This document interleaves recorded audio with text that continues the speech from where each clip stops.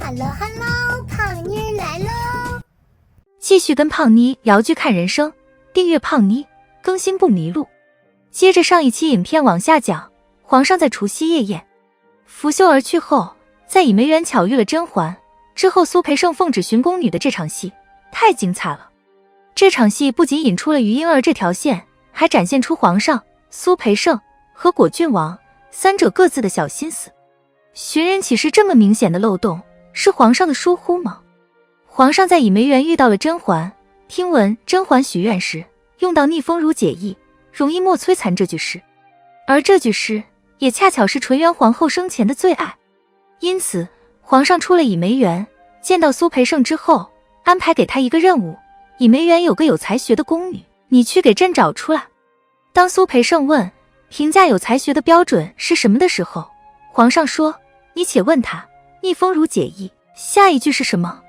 胖妮第一次看《甄嬛传》的时候还是10年前，那时我就觉得这份寻人启事是有漏洞的，因为逆风如解意容易莫摧残并不是甄嬛原创的诗词，既不是原创，就会有一种可能，倚梅园中有多个宫女读过这首诗，也都能对得出下句。到时候皇上恐怕还要再来一轮面试，问问他们除夕夜在做什么，有没有碰到过什么人，倒不如一次就对苏培盛说明白，给他更多的线索，以免找错了人。10年后，当胖妮在刷《甄嬛传》的时候，我明白了，这份寻人启事中的 bug 是皇上特意留的。说到这里，我们还是要稍微复习下上一期影片的精彩内容。皇上为什么要离开除夕家宴，独自前往倚梅园呢？怀念纯元是一方面，更重要的是，他看遍了宴会全场，没看到一个让他觉得有趣儿又体贴的女子。皇上觉得孤独得很，也乏味得很，他要到倚梅园去静一静。不想，却在倚梅园遇到了甄嬛。那句逆风如解意，容易莫摧残，以及两人在黑夜里隔着几束梅花的简短对话，让皇上觉得甚是有趣。但皇上毕竟没看到甄嬛的长相，不知道这个有才学的女子有没有长在自己的审美点上，因此皇上没把寻人启事的标准限定的那么死。如果有很多人都能对上这首诗，怎么办？选最漂亮最有趣的那个呀。这点皇上信任苏培盛，而苏培盛也是值得信任的。当于莺儿对出了容易莫摧残，苏培盛仔细端详了下他的脸，想必之后苏培盛也私下再次考察了他，看看他够不够机灵，有什么才艺等等，之后才敢把他献给皇上。从这个角度上来讲，苏培盛真的没有找错人，是我们观众先入为主，认为皇上要找的人一定是除夕夜和他有过对话的甄嬛。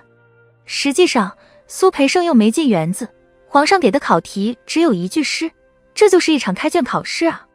苏培盛在对上诗的宫女中选了最有可能博皇上开心的一个，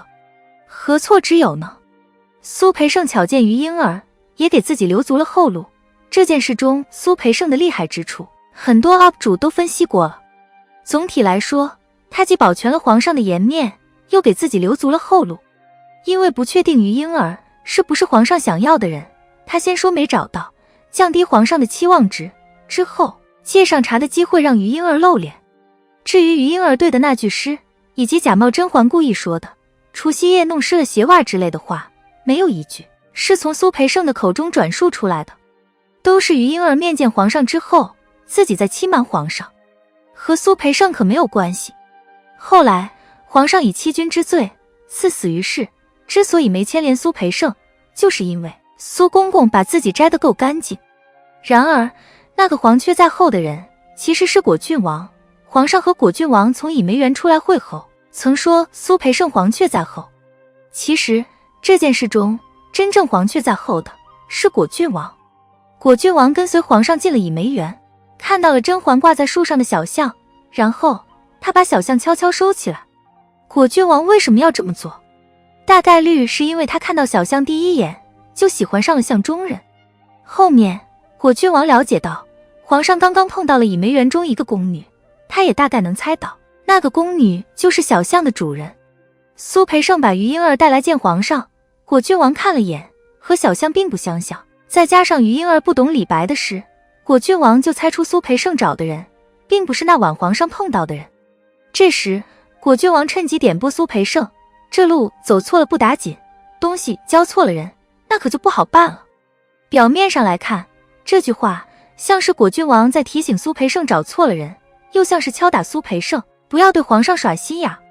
但结合前面悄悄收小象的举动，果郡王这句话是在威慑苏培盛，找错人这事很严重的，如果让皇上知道了，那可就不好办了。苏培盛也很聪明，他没直接回答，而是沉默不语，让果郡王听殿内的动静。余莺儿小曲儿一唱，皇上高兴了，苏培盛放心了，果郡王也笑了。这笑不是被证明多此一举的尴尬的笑，而是开心的笑。只不过人算不如天算，甄嬛并不是倚梅园的小宫女，而是皇上的妃嫔。果郡王黄雀在后也好，志在必得也好，到最后也只能是一场空。谁说宫斗剧中只有女人在耍心机？看看倚梅园寻人这场戏，男人们斗起心眼来更是精彩。从皇上到苏培盛到果郡王，个个长着七巧玲珑心。尤其是果郡王，在遇到甄嬛之前，他其实是很有心机的。皇上那么多疑的人，对付起亲弟弟来都毫不手软，却动辄招他进宫下棋畅饮，这样的果郡王怎么可能是傻白甜？可能正因为如此，后期他为甄嬛失去理智，后而丧命，才更显得情深意重吧。好了，本期的影片就到这里，喜欢胖妮辛苦给影片点赞，订阅胖妮，下期更精彩。